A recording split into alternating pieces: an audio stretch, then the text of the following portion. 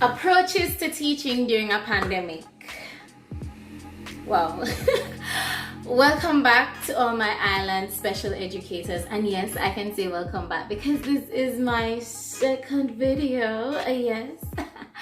Alright, so guys, today we will be doing the approaches to teaching during a pandemic. And this is definitely, obviously, from a special educator's point of view. As the title says, today we'll be approaching, teaching from a special educator's point of view, and that so happens to include PBLs, it happens to include online teaching, it happens to include alternative assessments, and that is just, those are some of the things that we'll be tackling today. All right, so in the comment section from my last video, I was asked a question: how will I approach teaching a special education student during the pandemic? How would I approach teaching them virtually? And that is a question that is definitely obviously going around during this time, because we all know that because of this pandemic, everything will be moving online, and that's fine. It's new and we'll all get through it together. So 3 things that I highlighted in my comment, but there are 4 things that I would love to highlight today. So number 1, firstly, the Jamaican government has initiated or stated that for this upcoming school year we will be doing a blended approach. Blended approach.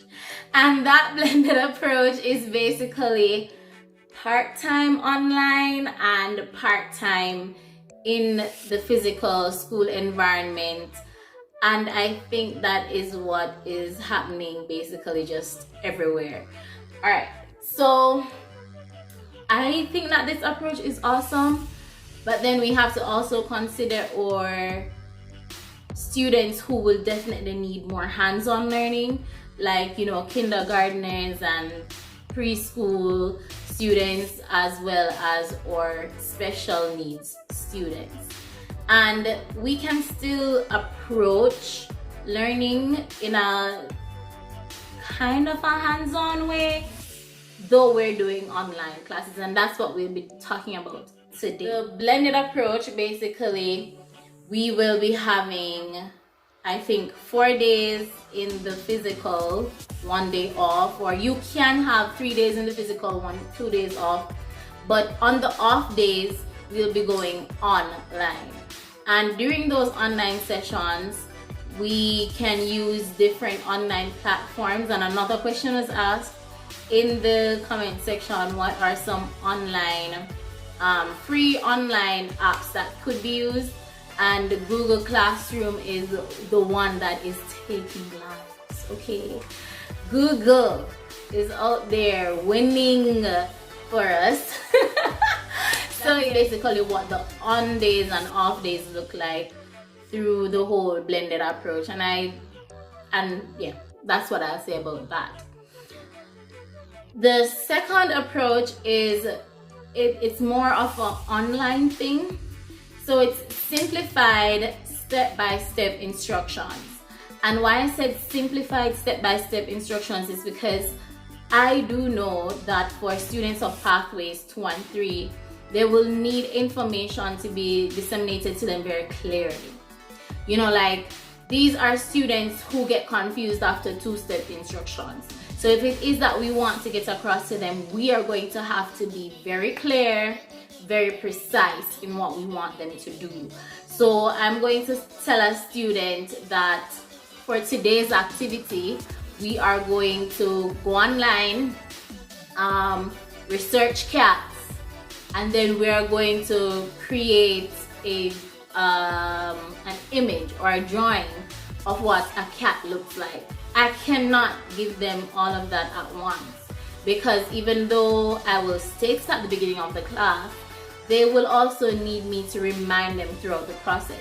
So we'll say, okay, we're going online now. Can you tell me some of what you're seeing online, and they'll be able to describe to you the pictures that they're seeing, or whether or not you want to upload some pictures and for them to just describe them to you, whatever that might be. And then we'll go through it step by step together. So every step of the way, as teachers, we'll have to start giving instructions to the point, and then after they've completed that task, then we're now moving on to another point, just to be able to get that over and done with, to be able to get through our classes and not have our students lagging behind because of the fact that the instructions were too much all at once and they were not able to remember what else they need to get done, and then they get left behind. So step by step, simplified step-by-step instructions, very important for this online teaching. All right, utilizing PBLs and projects or project assisted learning. All right, so PBLs is a very big topic and it requires research. So even if I do mention something here, special educators, parents, students, go ahead and research it because the information is out there, right? PBLs are fun, all right? But the most important part of a PBL is that it is learning through projects. And these projects might last up to 3 weeks. As long as a topic will last, a project can last. And then while we're doing that project, we are learning. And that is what project-based learning is about. So the teacher would only be in the classroom or be assisting in terms of guiding questions. And this is where the simplified step-by-step instructions would also come in. Because in PBL, we are having guided questions. We're having students basically doing the hands-on, doing the growth work, researching their information, coming up with answers to problems, becoming critical thinkers, and this is where we want our society to go. So project-based learning actually facilitates that. And that's the reason why I think that this online learning, this pandemic, this going into a new era is not necessarily a bad thing if we have all the information and we can approach it with adequate resources. And it's important for us to have adequate resources so as to not allow our students to get left behind. All right, so project-based learning, and I also said project assisted learning, and I think it's different because when I say project assisted learning, I mean not project-based learning in terms of not doing a project while we're learning, but do a project to reflect what we've learned.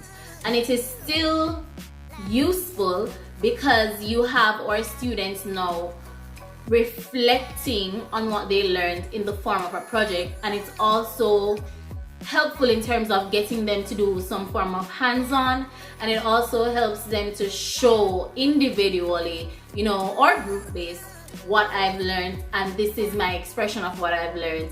And then we as the teachers are better able to say, okay, this is a little bit off in this area, but you are still able now to know, okay, yes, they are in the process of learning. All right, my final point in terms of approaches to teaching during this pandemic is utilizing alternative assessment. And why this ties in with the previous one of using project-based assessment is because if you are going to use project-based assessment or you are going to use PBL, as in project-based learning, a main point of project-based learning is actually rubrics. Now, rubrics are the pencil to the paper of project-based learning. And that sounds weird, but it is. And why I say this is because without a rubric, the teacher would not have written down the details of what is expected from this project. Because sometimes we go and we fly blindly and we say, okay, this is what we'd love for you to achieve. But then writing it down on paper actually puts it in perspective. And a rubric has ranges.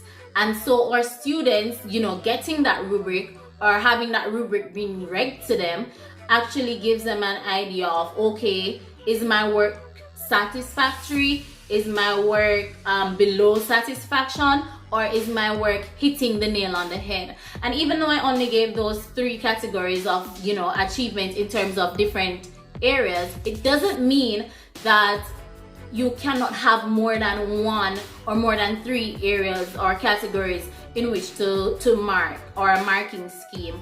And I could probably do a video on rubrics, and that might be coming up shortly, because the whole theme of rubrics is it's detailed, and it's important that we get into the details of it, because when you do not give step-by-step instructions or what is expected very clearly, then students will do work that is not satisfactory to the teacher or not what the teacher is looking for, and that will in turn give the students a bad grade, when really and truly, lack of clear communication caused the issue in the first place. So rubrics are important, getting the information out there as clear as possible, always being in the classroom to guide the students, whether it be an online class or in physical class, always being there to give them step-by-step instructions along the way, which is extremely important for our students. And those are some of the ways that I think, as a special educator, I will encourage my teachers to go about approaching learning during this time. I spoke about alternative assessment. And alternative assessments are going to be so integral in terms of the process of this online learning, because we will not be able to test as much in the physical. And so some mode of online, of alternative assessment will be needed in terms of this online approach. Now, alternative assessment can be a discussion with a checklist, where the teacher would have the checklist and the class goes into a discussion, or the teacher one-on-one discussion with the student about a topic, and you get a better understanding of where the students' minds are at in terms of understanding whatever it is that we're approaching. We can have interviews. So we can have a set of questions on a paper, and we have a one-on-one interview with a student, and we'd find out, okay, yes, they understand this, no, they don't. They're at which level in terms of this question or this situation or this problem, and how they'd solve it based on the topic that we have already done. And then we can go into journaling, and journaling doesn't necessarily mean writing. Journaling can be drawings, journaling can be cutting out of different newspaper articles that reflect the topics that we're going through right now. And so journaling can come into play. So they do that on their own time, or whenever you allot the time for them to do it, whenever you're having your online sessions, or whether or not it's a homework assignment. And then you would receive those books or journals, or it can be an online journaling session, and then you'd receive those folders, and then you'd be able to grade them. And then we have projects, and again, project-based or project-assisted learning can come into play here. And then we can also have portfolios. So portfolios, and if I'm looking down, I'm looking at my notes. Portfolios are also important in terms of or useful in terms of alternative assessment. So the usefulness of portfolios in alternative assessment comes in where you can see a child's progress throughout the whole or the entirety of the lesson. So we can say we started off here, Johnny did not understand, and yes, was it Johnny or John last week? Okay, Johnny. Yes, Johnny did not understand that cats are a four-legged animal at the beginning of this session in September, but by November he understood that they're four-legged animals, and they have tails, and they meow and not bark, so portfolios can reflect that. It just shows the processing, everything, the whole growth of the child. And then we also have a peer and self-rating, or self and peer assessment, and that is where I make a presentation as a student, and my peers with their rubrics have the opportunity to rate me, probably on a scale of 1 to 5, and then I also have the opportunity to rate myself, and then from those ratings, then the teacher would make a final decision. And then I also think that that is an amazing approach to the alternative assessments that we can implement during this time of online teaching.